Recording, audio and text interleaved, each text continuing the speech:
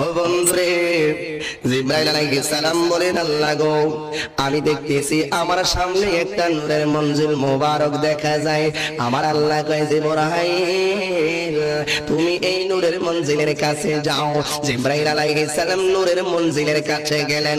যাওয়ার পরে রে বাবা, জিবরাইল আলাইহিস সালাম কয়, আল্লাহ আমি তো আসলাম। আল্লাহ কয়, জিবরাইল এই মঞ্জিলটার মাথার মধ্যে কি লেখা দেখা যায়? জিবরাইল আলাইহিস সালাম বলেন, আল্লাহ গো, ও আল্লাহ, আমি দেখতেছি এই নূরের মঞ্জিলের মাথার মধ্যে তোমার বন্ধু নবীর নাম মুবারক লেখা আছে। ও আমার গোবিন্দপুরের বন্ধুরা রে, আমার আল্লাহ বলে, জিবরাইল আরেকটু সামনের দিকে তাকাও। আল্লাহু আকবার বলুন।